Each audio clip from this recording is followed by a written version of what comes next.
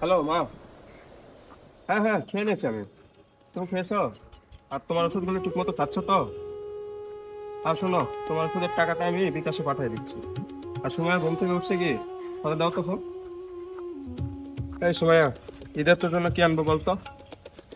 আরে বল। আচ্ছা শোন, তুই মনে করলে আমাকে জানাস। আমার অফিসে লেট হচ্ছে, আমাকে যেতে হবে। আর রাখি।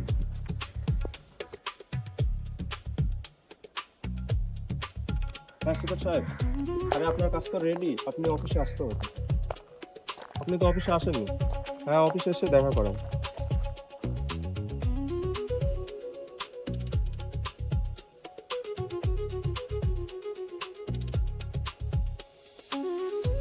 হ্যালো রহমান সাহেব, আপনি কি ফাইলটা রেডি করছেন? আরে স্যার আমাকে ফোন দিছিল, তাড়াতাড়ি ফাইলটা রেডি কর। আরে আমি তো চলে আসছি এই লোক সামনে। আচ্ছা ঠিক আছে, আমি যাচ্ছি।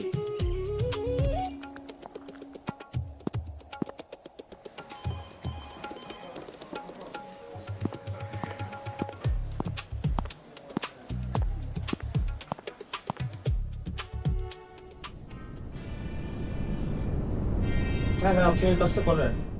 আরে বাবা শেষ করেন, আমি আসতেছি।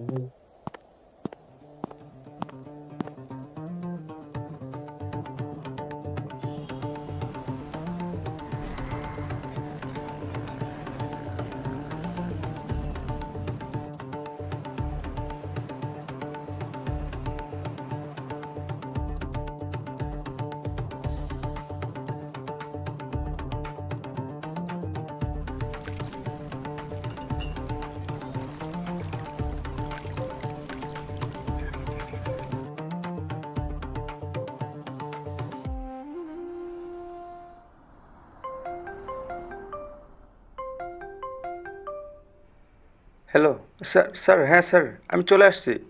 Just 5 minute. জি স্যার। হ্যাঁ মামা, টাকাটা, চাটা আপনি খান।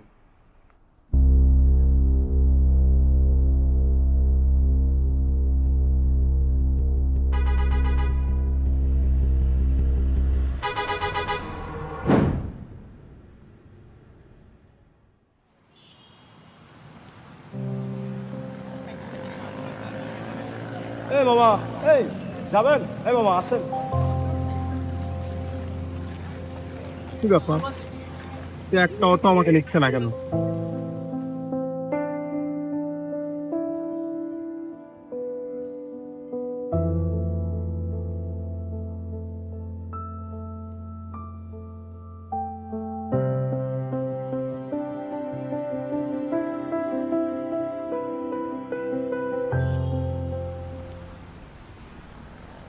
বাঁচালেন মামা, আপনি একমাত্র আমাকে নিলেন।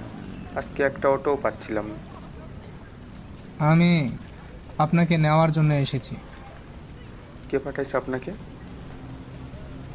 আপনার বন্ধু শাহেদ আমাকে পড়াইছে। আরে শায়দ তো অনেক আগেই মারা গেছে। হুম, শাহেদ মারা গেছে অনেক দিন আগে। শাহেদ?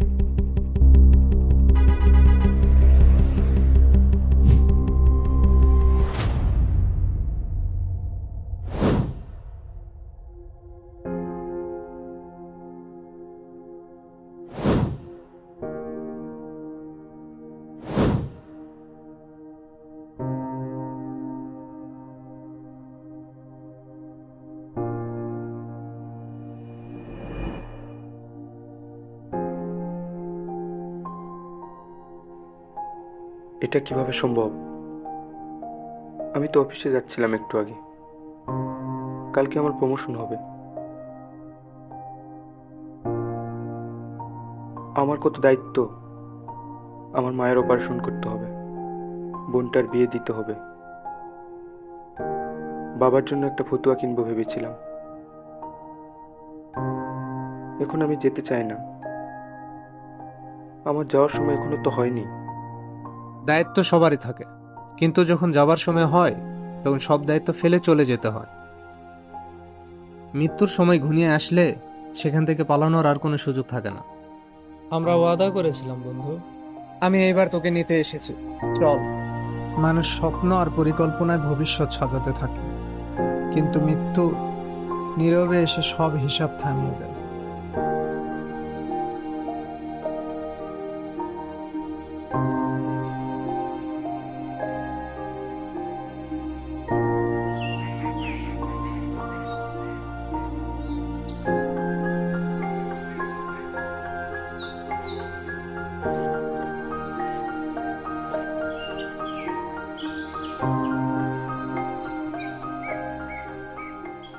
তোকে মনে আছে বন্ধু, এই পুকুরে আমরা কত আগে গোসল করেছি।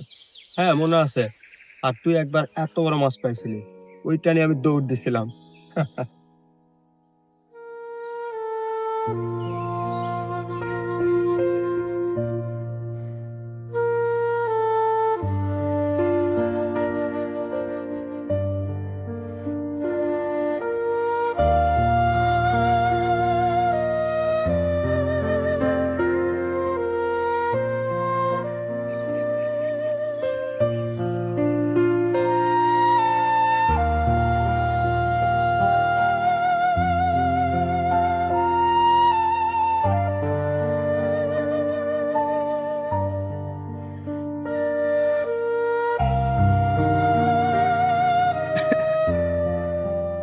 জানি না এইভাবে আর কবে দেখা হবে।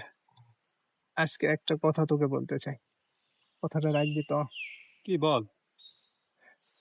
আমাদের মধ্যে যেই আগে মারা যাক, সে অন্যজনকে নিতে আসবে সব কি বলছিস তুই? না। তুই ওয়াদা কর, আরে এসব তুই কি বলছিস?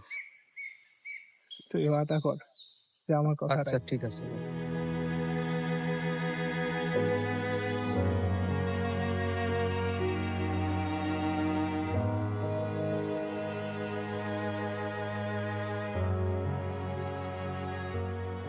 জীবনটা অদ্ভুত এক দৌড়।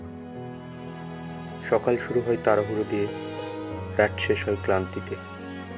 আমরা সবাই খুব ব্যস্ত, কাজে, দায়িত্বে, স্বপ্নে। ঘড়ির কাঁটা থামে না, সময় নিঃশব্দে এগিয়ে যায়। আর আমরা ভাবি আরেকটু সময় পেলে সব ঠিক করে নেব। কিন্তু সময় কি কারোর জন্য অপেক্ষা করে?